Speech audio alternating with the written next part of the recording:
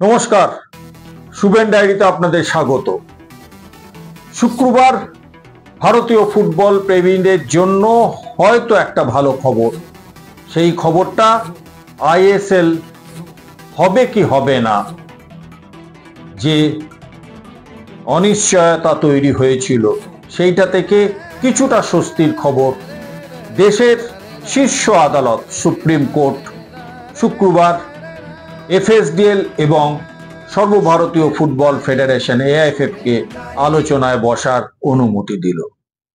আপনারা জানেন, এর আগে দেশের শীর্ষ আদালতের ডিভিশন বেঞ্চ পরিষ্কার জানিয়ে দিয়েছিলেন যে সর্বভারতীয় ফুটবল ফেডারেশনের বর্তমান কমিটি কোনোভাবেই এফএসডিএল এর সঙ্গে চুক্তি নবীকরণের বিষয়ে কথা বলতে পারবে না, কোনো চুক্তি করতে পারবে না।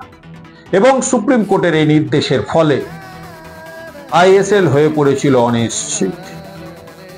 এবং এই বিষয়টা পরিষ্কার না হওয়াতে আইএসএল এর বেশ কয়েকটা ফ্র্যাঞ্চাইজি, চেন্নাই, উড়িষ্যা, বেঙ্গালুরুর মতন দলগুলো তাদের ফুটবলারদের, কোচদের বেতনও বন্ধ করে দিয়েছে। কারণ তাদের বক্তব্য ছিল যে আইএসএল আদৌ হবে কিনা সেটাই যখন আমরা জানতে পাচ্ছি না, বুঝতে পাচ্ছি না, তখন কোটি কোটি টাকা আমরা খরচ করব কিনা। এবং এই বিষয়টাকে নিয়ে আদালত বান্ধব অর্থাৎ একজন নিরপেক্ষ আইনজীবী সুপ্রিম কোর্টে আবেদন করেন যে সুপ্রিম কোর্ট যদি এই বিষয়টার দিকে নজর দেয়, কারণ তারা যদি একটা সিদ্ধান্তে আসেন তাহলে সেই ক্ষেত্রে আইএসএল হওয়ার ক্ষেত্রে বাধা হবে না সুপ্রিম কোর্টের নির্দেশ। শুক্রবার সুপ্রিম কোর্টে এই বিষয়টা শুনানি হয় এবং সুপ্রিম কোর্টের ডিভিশন বেঞ্চ এদিন অনুমতি দিল যে বর্তমান যে কমিটি আছে ফেডারেশনের, সেই কমিটি এফএসডিএল এর সঙ্গে আলোচনায় বসতে পারে এবং সেই আলোচনার মাধ্যমে চুক্তির বিষয় নিয়ে তারা আলোচনা করতে পারে, চুক্তিটা কিভাবে হবে সেই নিয়ে আলোচনা করতে পারে। মোট কথা দুটো তরফকে বসার অনুমতি দিল, যে অনুমতিটা আগের শুনানিতে সুপ্রিম কোর্ট দিতে নারাজ ছিলেন। কারণ তাদের বক্তব্য ছিল, সুপ্রিম কোর্টের বক্তব্য ছিল যে নতুন নির্বাচিত কমিটি অর্থাৎ ফেডারেশনের নির্বাচন হওয়ার পর নতুন নির্বাচিত কমিটি এফএসডিএল এর সঙ্গে চুক্তি করতে পারে বা চুক্তির বিষয় নিয়ে কথা বলতে পারে। শুক্রবার সুপ্রিম কোর্টের এই নতুন আদেশের ফলে দুই তরফ অর্থাৎ কল্যাণ চৌবের নেতৃত্বাধীন যে কমিটি এখন কাজ করছে ফুটবল ফেডারেশনে, তারা এবং এফএসডিএল একটা আলোচনায় বসে একটা সিদ্ধান্তে আসতে পারে। সেই সিদ্ধান্ত, তাদের কি সিদ্ধান্ত হলো সেটা 28শে আগস্ট আদালতে পেশ করতে হবে এবং তারপরে আদালত নির্দেশ দেবেন যে আগামী দিনে সর্বভারতীয় ফুটবল ফেডারেশন কোন পথে চলবে।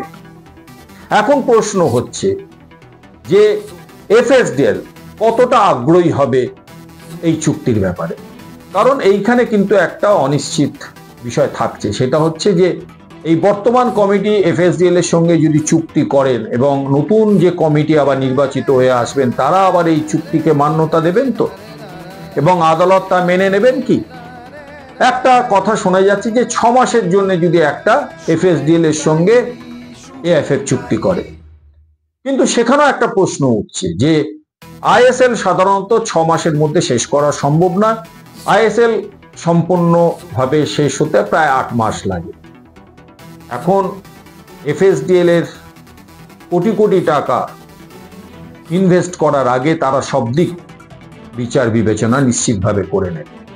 কারণ একটা কথা মনে রাখতে হবে, এফএসডিএল কিন্তু আগে থেকেই বলে রেখেছিল ফেডারেশনকে তারা এতদিন যে চুক্তি মতন টাকা দিয়ে আসছে, নতুন চুক্তির ফলে বা নতুন চুক্তি হওয়ার পরে সেই টাকা কিন্তু তারা দেবে না ফেডারেশন।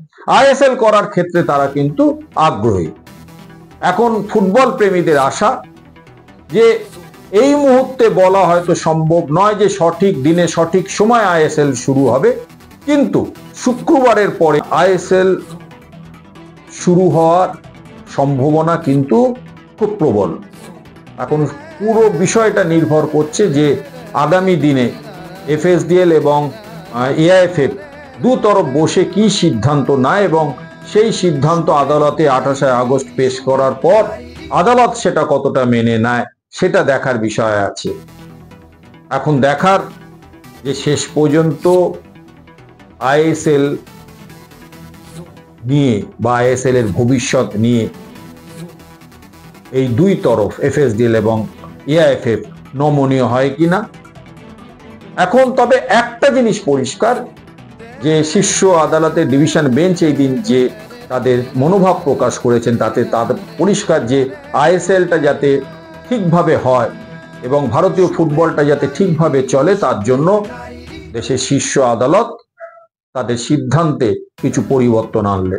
আর এর থেকে আশাবাদী যে আইএসএল হয়তো সঠিক সময় শুরু করা যাবে, কিন্তু বারবার বলছি এর মধ্যেও থাকছে বেশ কিছু প্রশ্ন, আইনি জটিলতা।